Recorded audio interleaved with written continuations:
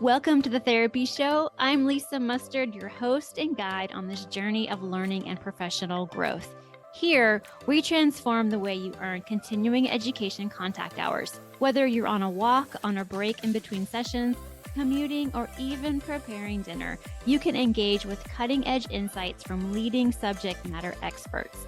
Each episode features conversations with seasoned professionals who share effective techniques and tools tailored for busy therapists like you. Our goal is to enrich your practice and fit seamlessly into your active life, ensuring you stay informed and inspired without the hassle of traditional methods. You can say goodbye to sitting in front of a computer screen watching hours and hours of recorded trainings. Instead, we make continuing education as easy and accessible as your favorite podcast. So make sure to visit the website, lisamustard.com, to sign up for our continuing education membership. It's a fantastic way to earn your credits while enjoying the podcast. Join us on the Therapy Show, where your professional development continues wherever you are. Well, hey friends, welcome back to another episode of the Therapy Show. I'm your host, Lisa Mustard, and today I am diving into one of my favorite topics, which is podcasting and Podcourses. More specifically, we'll talk about how to turn your existing NBCC-approved online trainings into Podcourses.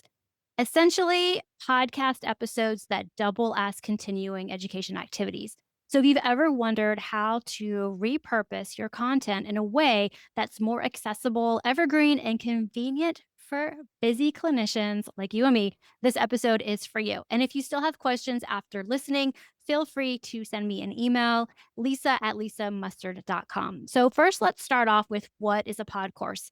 A podcourse is simply a podcast episode that qualifies as continuing education activity. Learners listen to the episode, take a short quiz, complete an evaluation form, and then they can earn their CE credits.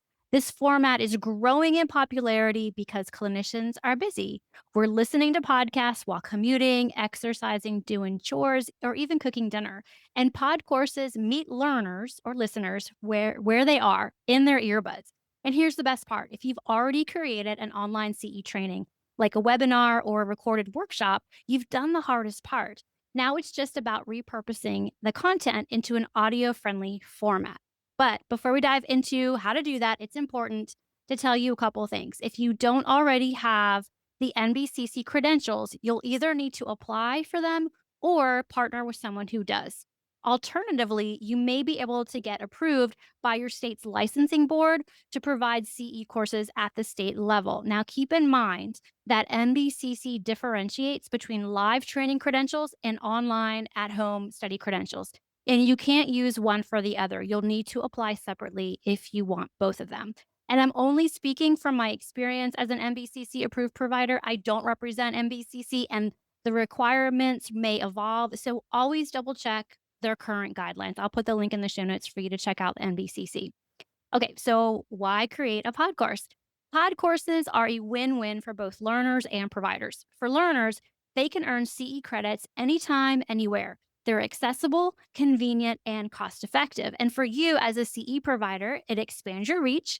You create an additional income stream, which is always a bonus, right? And you keep your content evergreen without reinventing the wheel. So NBCC requirements for Podcourses have standards.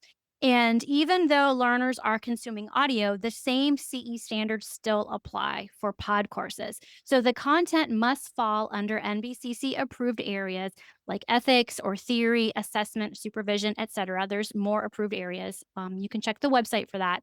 You must have clear and measurable learning objectives. You're going to need a post-test or quiz, as well as an evaluation form. And you have to be able to issue a certificate of completion with your NBCC provider number, and you got to keep all your records for at least 5 years. You're also going to need a platform where your learners can take the quiz, submit their evaluation, and download their certificate. I use FreshLearn because it does all of this in one place. It hosts the audio, it manages quizzes, it collects evaluations, and issues my certificates of completion. So how do you turn an online training into a pod course? Here is the step-by-step. First, pick the right course. You want to choose an NBC approved online training that translates well to audios. Topics like ethics, self care, supervision, they're all great candidates, plus many more. That is not all of them. There's plenty more that you can use as Podcourse topics. You want to then adapt the script for audio. If you already have a webinar transcript, you can then repurpose it into a conversational podcast friendly format. And then you want to align the learning objectives. So update your objectives to fit the listening experience. For example, after listening, participants will be able to blah, blah, blah, blah, blah. So you want to make sure that your objectives match an audio format. Then you're going to create your short quiz. Typically, 5 to 7 questions are enough. Depending on how long your CE pod course is, you will add more to that. And also prepare an evaluation form. And NBCC provides a template that you can easily recreate. I use Google Forms to host my evaluations. Then you want to make sure that you clarify how many contact hours you are giving. So generally 60 minutes of content equals 1 CE hour. Like I said earlier, host it on a CE friendly platform. Again, I love FreshLearn because it simplifies everything, but there are other options too. And then you got to market your pod course. You got to share it with your email list. You got to post it in all the bazillion Facebook groups, promote it on social media, and consider offering a small discount or free resource as a lead magnet to get people to join your email list. I highly, highly, highly recommend having an email list because you can post all day long on social media, but social media, we all know, the attention span, the lifetime, what am I trying to say? How long it lasts on social media compared to emailing your email list. I mean, the money is in the email list. If you have the email list, that's where people are going to do most of the purchasing. I promise. I promise. That has been my experience. I actually do not post on social media at all as much as I used to anymore. I just promote my email list and I share it and network offline with people who have audiences that I want to get in front of. Social media can be helpful, but I don't believe it is the only way to market your continuing education. Now, there are groups on Facebook that you can go in and market your continuing education because therapists are on there looking for opportunities to earn their continuing education. So don't count those out. Okay, here is my pod course workflow or how I typically do it. I interview a presenter who has expertise in the topic. And before the interview, I collect the learning objectives, references, and their professional bio. I make sure that the learning objectives meet NBCC requirements. If they don't, then I adjust them. It's not a big deal. It's not difficult. I then record the interview on Zoom. Then I edit the episode into script. And then from there, I create the quiz and evaluation. I upload everything, the audio, the quiz, the evaluation, and I upload all of that into FreshLearn, generate the certificate of completion, and then publish the pod course. Finally, I then announce the pod course to my email list and promote it on social media. Somebody asked me, do I pay my presenters? Yes, I do. Since I'll be monetizing their content as evergreen material, I think it's only fair to compensate them with an honorarium. I don't pay regular podcast guests, but pod course presenters are different because their material lives on in my CE course catalog. Now, if you want your content freely available to the public, you'll also need a podcast hosting service like Libsyn, Podbean, Buzzsprout, or Captivate, and there are more out there. But I use Libsyn. I've been using them from the get-go. It's very easy to get started. And they have different levels that you can subscribe to. For pod courses, though, you'll also need that learning management system, like I mentioned, like FreshLearn, that can then gate the content behind a paywall with the quiz and certificate. So you can have both. You can release a free podcast episode for awareness. So anybody can listen for free. Anybody can get the information. Anybody can learn. But then you're going to keep the pod course version behind a gated paywall. So then they can earn the CE credit. Now, if you don't want the NBCC credentials, you can check and see if your state licensing board approves CE providers.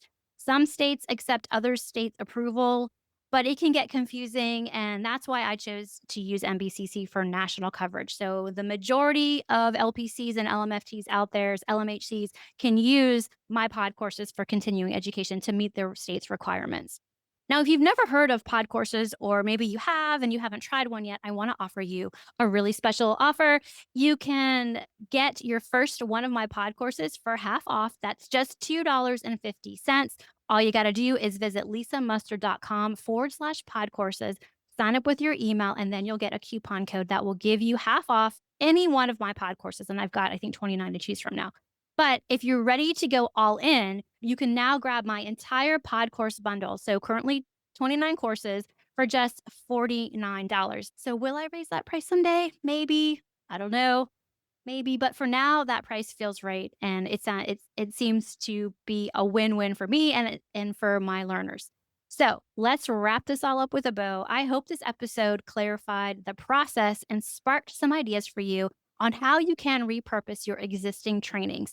If you still feel confused or you'd like further guidance, feel free to reach out to me. Once again, lisa@lisamustard.com. And if you already have an online training and want help turning it into a pod course, let's talk. I also offer collaborations for CE trainings on my site. Now, not everybody's a fit, but if you are curious to see if it would be a good fit for me, just reach out, lisa@lisamustard.com.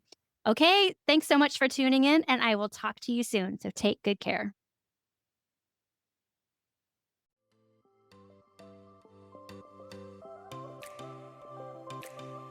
Please note that the therapy show with Lisa Mustard is for informational and entertainment purposes only, and not a substitute for professional medical or mental health advice. Always consult with your therapist, doctor, or physician before implementing any suggestions from the show. The Therapy Show with Lisa Mustard is edited and engineered by Chelsea Weaver. If you're looking to start a podcast or ready to take the editing off of your plate, be sure to visit chelseaweaverpodcasting.com. Well, that wraps up another episode of The Therapy Show with Lisa Mustard. I know there are hundreds of thousands of podcasts out there, and I'm thankful you've chosen to listen to mine. Be sure to visit lisamustard.com to access the show notes and discover all the pod courses and other continuing education offerings. And I'd be grateful if you subscribe to the show. Thank you.